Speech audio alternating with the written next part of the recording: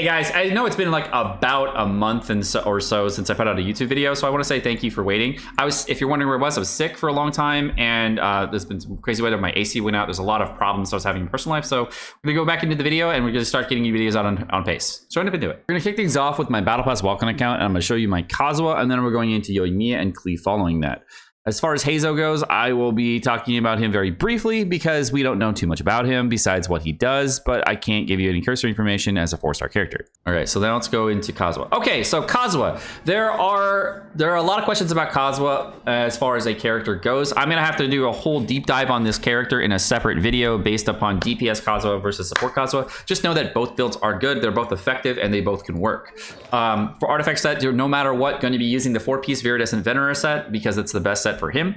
And as far as the talents goes, if you're building a support Kazuha, you do not need talents on Kazuha. You can stop at 6, 6, and 6. You do not need to go all the way. On a DPS Kazuha, obviously you need to do all 3. The reason you need all 3 is because of how Kazuha's actual damage rolls out. An elemental skill on Kazuha for leveling this skill is actually only going to increase the damage on the initial part of his elemental skill. So when you cast an elemental skill on Kazuha, this is the damage that you're getting as his 346 or 469. Elemental bursts matters a lot because you get a large amount of damage from the elemental burst. You get 472% that's going to happen initially, plus 216% that's going to happen 5 separate times. And that's basically well over 1500% damage that you're going to get from Kazuha on his ultimate. Now, the last part of his kit is the additional elemental damage, and this is going to be pyro damage, cryo damage, hydro damage, whatever you swirl inside of your elemental burst, and that additional damage is going to happen on top of that. Then on top of all that damage, then you get the elemental reaction damage, which is the swirl. Okay. Now, the reason you also need to level up the normal and charge attack for Kazuha is because when you plunge on Kazuha, you actually boost out on the plunge damage. The Kazuha elemental skill, when using it, has a 2-part effect on damage, where you're going to be doing the elemental skill damage of 346%, plus the plunge damage of 323%, plus another set on top of it. If you end up doing a hold E, which is a 469% damage, you'll end up getting a 404% damage on top of it for the plunge for the highest possible plunge. On top of all that damage, you get a Chion Baru effect, which is going to add on an extra 200% damage for whatever element is swirled on top of that, which is going to be Hydro, Cryo, Pyro, or Electro. This type of damage is going to be matter in other parts of the kit that we're going to matter for. Kazuha specifically for weapons, make sure that if you're going to be getting Kazuha, which you definitely should, you pick up an Iron Sting. No, you do not need Refines for your Iron Sting. If you're wondering which is better between a support Kazuha and a DPS Kazuha, again, I will have to make an entire video about this because this is a very, very complex topic that goes over a lot of different features and math. Just know they are both viable. Most people will most likely go for an Elemental Mastery build because it is much cheaper. And they also want to boost out their other characters like their primary DPS like Ayato, Ayaka, whatever. Is Constellation 1 Kazuha good? The answer is, if you are playing a support Kazuha, no. Constellation 1 is really, really bad. It actually doesn't do anything for you at all on a support build. On a damage build Kazuha, this is an incredible constellation and massively can improve your damage. This is a very, very, very strong constellation. Okay. Second question I get is about the Constellation 2. Is it worth it? And should I get the Constellation 2 or the Freedom Sword? The answer is the Freedom Sword. You always want to pick up the Freedom Sword over the Constellation 2 Kazuha. Now, there is potential increased damage on the Constellation 2 that is better on the Constellation 2 versus the Freedom Sword as far as the overall mathematical damage for Vaporize and Melt teams. That damage can be better, potentially. In certain situations, yes, it can be. But the reality is you're going to want to pick up the Freedom Sword because you have to get Constellation 1 in order to get Constellation 2, and that takes a large amount of summons to even get to, okay? The other thing is that the Freedom Sword is a weapon that can be transferred to other characters and does not necessarily work on just Kazuha. And because it's a supporting weapon, you can transfer it to other teams that may or may not be using Kazuha, which is really, really prevalent in teams that involve attack speed and other factors. So the Freedom Sword is a weapon that can be used way more often on more characters in the future versus the Constellation 2 for Kazuha, which is again only going to boost one of your teams. The other thing is that the Elemental Mastery boost for Kazuha is going to boost his own Elemental Mastery by 200, which is going to give you, I believe, an extra like 18 or 17% extra damage. Elemental damage, sorry, not 18 or 17, or 8% extra elemental damage to the rest of your team, but the elemental mastery that is going to be boosted here is actually only going to boost the on-field character and will not boost all of the characters on your team. So if you're trying to use this elemental mastery boost for an off-field character, like just say Yoimiya, or use an elemental mastery boost for another character, this does not work exactly like Sucrose's boost. So for taser compositions and other compositions that are not necessarily on vaporized teams, you're going to get a lot more out of using Sucrose's passive that boosts the elemental mastery passive for the entire team versus boosting just for the character that's on field. So Kazuha's Constellation 6 is a little bit of an overhyped constellation because what most people are excited about is the Animo infusion on this Kazuha, but unfortunately the thing that actually gets boosted are your normal charge and plunge attack, and the thing that gets boosted the most is your Chianbaru. So if you're going to summon for Constellation 6 Kazuha, one of the things that's very sad is that this Chianbaru is going to be considered plunge attack damage and does get boosted by your Constellation 6, but the big issue is that this damage right here is going to be from a different element that is not Animo. So you'll have to optimize to mix out your elemental mastery in order to boost that damage, which you're going to be boosting for other characters, and that's going to be the primary source of your damage. But the unfortunate part of that as well is that your elemental burst, your Chianbaru damage is going to be weaker overall than the actual plunge attack damage that you're doing percentage-wise based on the skill. All in all, versus other Constellation 6 characters in the game, Constellation 6 Kazuha is quite fun, but is definitely not worth. Yoimiya is a character that came out and actually is probably the most unfortunate character of all time. Most of the hate on Yoimiya is actually due to bad pattern positioning between Ayaka and Raiden Shogun initially, and then also now between Kazuha and Dendro. Yoimiya is at a 75, 165, 100 energy recharge build, and I feel like this is a character that I would summon for if you were looking for a ranged DPS in general. I find this character to be more fun and more interesting than Ganyu. It just really depends on what you as a player are looking for. I've had Yoimiya on my free-to-play account for the better part of a year, and she's insane. As a character, she's a really good character with weapons like the Rust. There are no other weapons for her if you were wondering for free-to-play weapons. There only is the Thundering Pulse. If you're wondering about the Skyward Harp is worse, as well as the Amos Bow is worse. They usually are worse than the Skyward... the Rust is usually better, I think, at like refined 2 or 3 than these weapons. So you get a lot better weapon on the Rust. Skyward Harp, if you do damage comparisons and you do a breakpoint analysis of all the damage numbers that you could potentially maximally get with a Skyward Harp and an Amos Bow, you can get higher DPS with these weapons in certain situations mathematically, but the reality is the Rust actually just works way better for the way Yoimiya plays. And a lot of people ask me, if this character worth if you have Hu Tao? The answer is no. You should not pick up Yoimiya if you have Tao, but she's an amazing character for open world. As a character, I do find her to be as strong as Hu Tao, if not stronger than Hu Tao in certain situations. It really just depends on the actual fight that you're doing. So for Yoimiya, you can actually do fights that are like the Golden Wolf Lord a lot easier than you can Hu Tao, because she's a ranged DPS and completely dumpster the fight without any issue, whereas Hu Tao is sitting there kind of not able to do it. So for free-to-play players, I would say that if you're looking for a character deciding between Hu Tao and Yoimiya, Yoimiya is going to be a much better character for a free-to-play player than Hu Tao, because the actual characters that you use with Yoimiya are more free-to-play friendly, and the characters you would use with Hu Tao are a little bit more costly, and you have to very heavily invest into that direction. Now, the other 2 questions I get about Yoimiya a lot on my stream are about the artifact sets for Yoimiya on the brand new artifact set, which is the Echoes of the Offering set. This set does have some issues with Yoimiya because she is a ranged DPS character, and because she's a ranged, there is a trigger issue with this set. If you're not triggering the set effective enough, or you're applied with cryo, or there are some debuffs on your character that lower attack speed, you don't necessarily get these triggers to happen enough to get the reset to get a 50% chance instead of a 36% chance. So from what I've found is that the Echoes of the Offering set on Yoimiya specifically is not really my go-to thing, because she is ranged. If she was melee, then she would attack fast enough, and the projectiles would hit the enemy a little bit faster and more consistently, so that would actually trigger the set more often. But there is a hit frequency issue with the set, as well as a latency issue with the set for her. So I typically find this to be a bad set for her because of how the actual percentages work out and what you end up getting.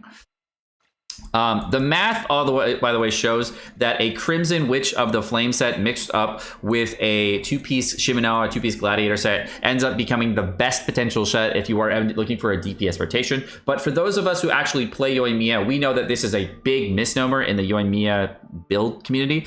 Most people should not ever build a two-piece Crimson Witch and two-piece Gladiator set. And the main reason that is because of the stupidest thing that everybody said that this set was the best for, that you're missing, and it's energy recharge. The problem with the building Yoimiya on an energy recharge build is that in order to get your ultimate up more often, you're going to have a large amount of energy recharge. And because you can't really get that energy recharge unless using Favonius weapons on set, you're not going to get enough. The other thing is that a lot of people complain about Yoimiya's burst for the set. And typically Yoimiya's burst is not something you use all the time. So don't really worry about it. It's something like a filler thing that you would use on your team rotations to boost everybody else's attack, not your own. Actually, I'll put this in here. Yoimiya's burst has two problems to it. The first problem with Yoimiya's burst is it is an elemental burst that does a very low amount of damage that a lot of people don't like. And the second part of it is it actually has to ramp up in order to give a passive bonus to your team. To get the passive bonus to ramp up to get a 20% attack boost instead of a 10% attack boost, you actually have to auto attack a bunch of times, a total of 10 times, in order to get a maximum of 20% attack. Typically, I don't even use Yoimiya's burst because it is not really a useful ability in a lot of situations, and you end up wanting to use it in order to buff your team for different characters, but I typically don't use it.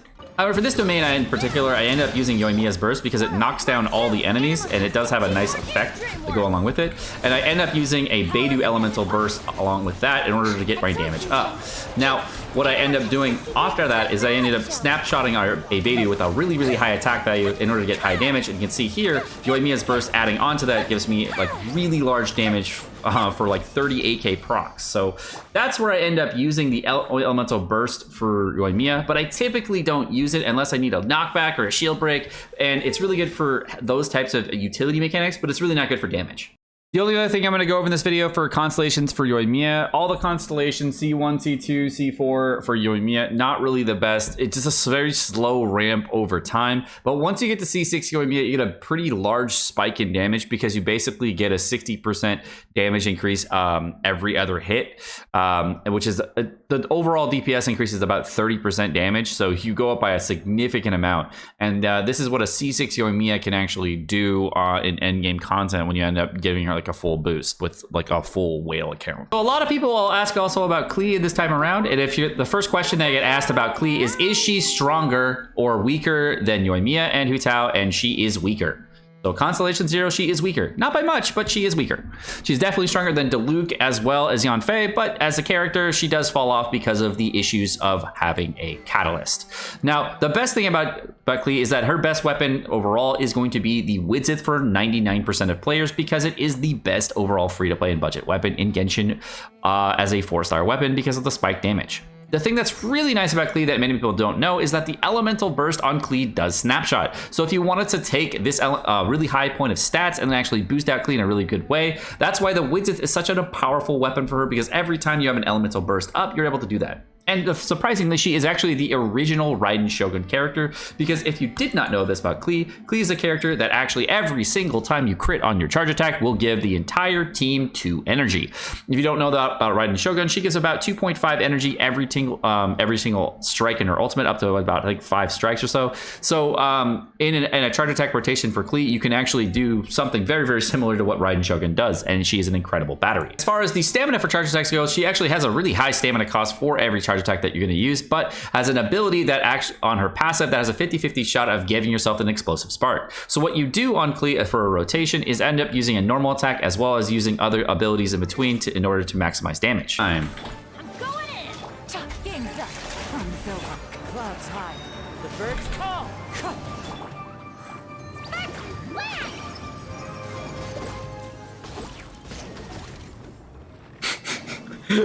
All right, let's try again. He died way too quick for me to see it. Now with Klee's build, of course, what you're going to need is a split build between Elemental Scale, Elemental Burst, and of course the normal attack. And the best artifact set for her, which is very easy, is going to be a Crimson Witch of the Flames. Best weapon, of course, being Widzith, but of course you can use a Skyward Atlas, a Lost Prayer of the Sacred Winds, or Kagura's Verity, or even a Memory of the Dust if you want to, as alternate weapons. But Widzith will probably be your best go-to choice because it is such a better weapon in general when you use her Elemental Burst. As for alternate artifact sets, there's not too many alternate artifact sets for Klee because the Crimson Witch of the Flames is the overall best set for her and is actually kind of built for her because of the way you can manipulate the passive. Now, the way the 4-piece Crimson Witch set works is that you can get a maximum of 3 stacks. Now, you'll notice on Klee's elemental skill is you only get 2 charges, but there is a way to cancel out the elemental burst. Okay? Now on my Klee right now, you'll see I have a 64 to 120 ratio, but the thing you want to notice is the 90% pyro damage bonus. So in order to boost that, you use the Crimson Witch of the Flames in order to boost that a little bit further, and you'll notice that I go up to 97%, and it keeps going up.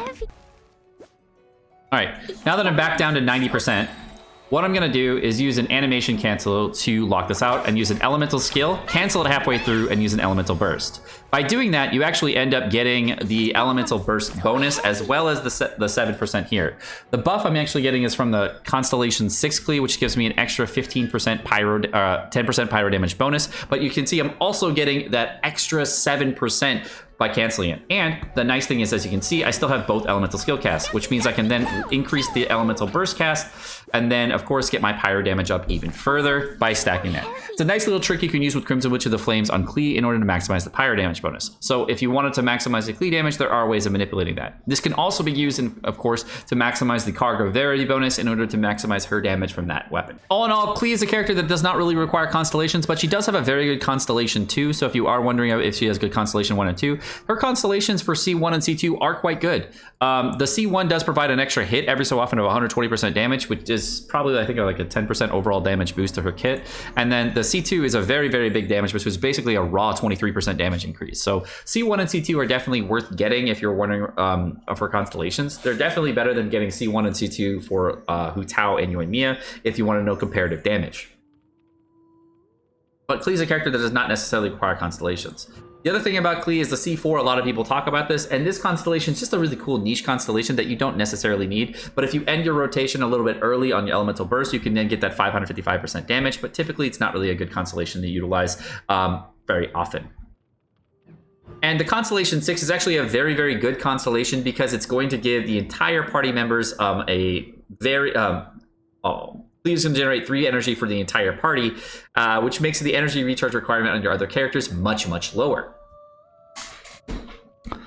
So all in all, as a support constellation, it's actually really, really equivalent. She becomes a much more equivalent character, if not a better battery than Raiden Shogun. So if you're looking for a character that is better than Raiden Shogun for energy generation for your team, it's actually going to be Klee is the best battery in Genshin for a C6 character. So if you wanted to get 0% energy recharge on the rest of your team and maximize with a normal DPS Klee, you could.